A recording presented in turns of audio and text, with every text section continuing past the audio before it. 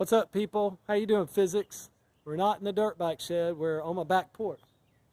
I just built this deck, had some wood left over, and I thought I could help explain work is equal to force times distance using this little seesaw. This will help explain yesterday's video as well. Check it out. It's balanced right now. This C is the center of the board. Then you have 1, 2, 3, 4 feet away. 1, 2, 3, 4 feet away. You can see the marks. Now there's a piece of wood right here and a piece of wood right here. And notice they're both the same distance from the center. So question number 1 is, what do you know about those two pieces of wood? If they're both the same distance from the center and the board is in balance. Well, you know that they both have the same mass, right? And if they have the same mass, they have the same weight. So let's do some little tricks. And let's talk about work is equal to force times distance. I'm going to take these boards and this other one. So I've got 3 that are basically exactly the same size. This one's a little bit lighter because it's dry. Okay, I tested it earlier on my balance beam, and this one's just a little bit lighter, so it's going to mess us up a little bit, but not much. These 3 are basically the same.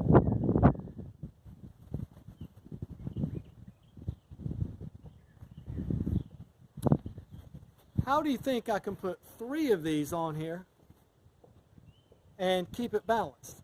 3. Well, there's a bunch of ways. Let me show you one. Put one right here.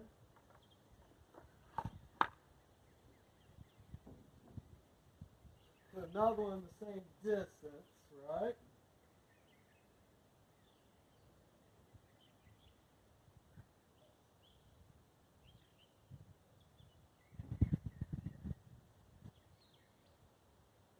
Okay.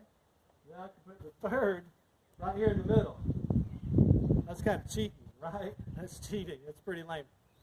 Let's work it out another way. What if I have to put 2 on the right side and only 1 on the left side? How could I balance the board with 3 boards? Let me show you.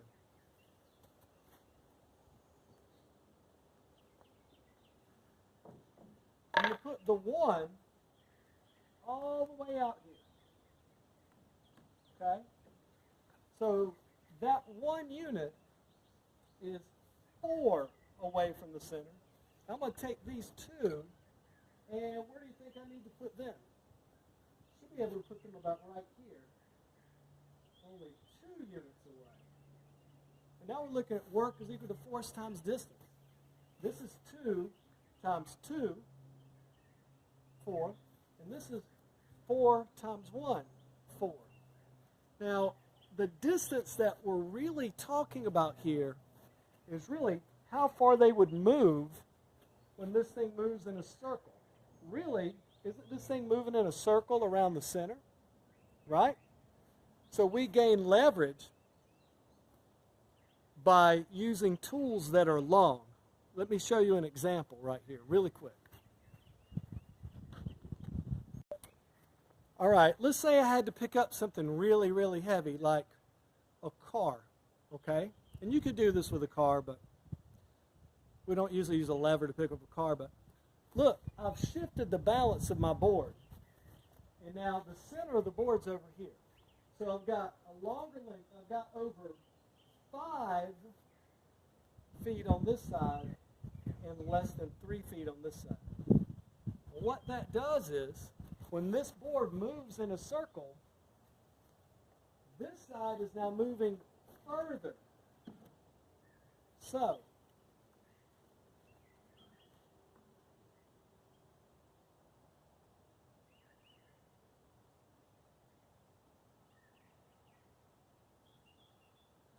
well, that was working until right now. Let me fix that, and I'll get right back to you.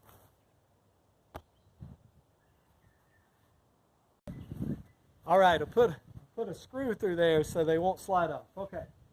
So that side of the lever is going to be moving further than this side. Let me show you.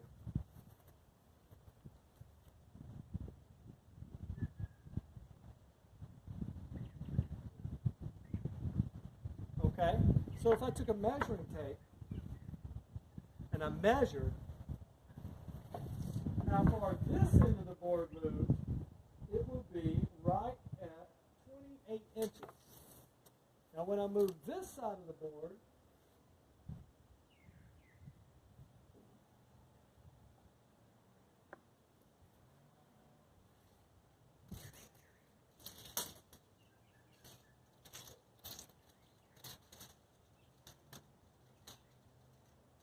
it's only moving 16 inches.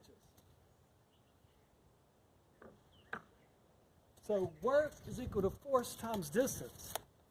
What I did was, I did the same amount of work. This side of the board is moving a longer distance. Therefore, the force will be lower. What? Let me show you. You see those 3 wood blocks? Here's my pinky.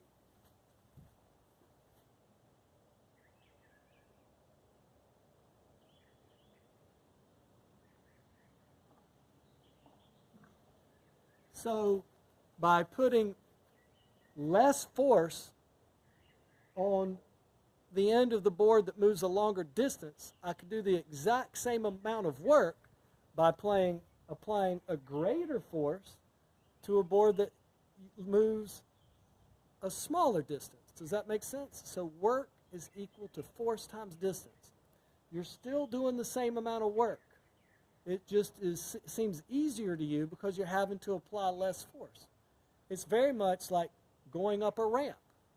What do you mean going up a ramp? I'll show you. This is Cav's little BMX bike. It's pretty heavy. For me to put it up on the porch, I have to apply a lot of force to it. The force that I'm applying to this bike right now is equal to its what? Its weight. That's right. The force that I'm applying to it right now is its weight. It's kilograms times 9.8 meters per second squared. So if I am going to take this board and this bike and put it on the deck, I have to apply that force for a distance of 1 meter. This deck is basically 1 meter high. That was a lot of work. We can calculate how much work that was, right? Surely. This bike is probably 18 kilograms. 18 kilograms times 9.8 is the force that we're applying. And if we're picking it up for 1 meter distance, work is equal to force times distance. There you go. Now, if I take this bicycle and I put it on the deck a much, much easier way, then I'm still doing the same amount of work. Check this out.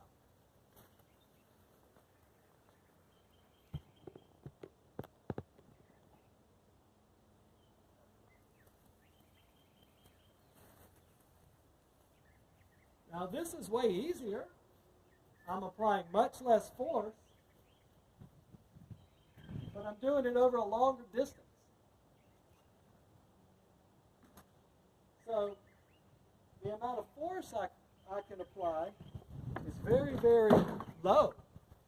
But since the distance is so much greater, it all works out to be the same. Work is equal to force times distance. You don't get anything for free. You can either use a low force over a long distance, or you can use a greater force over a shorter distance. Either way, you can't get something for nothing. And that's work is equal to force times distance. From very, very close to the dirt bike shed.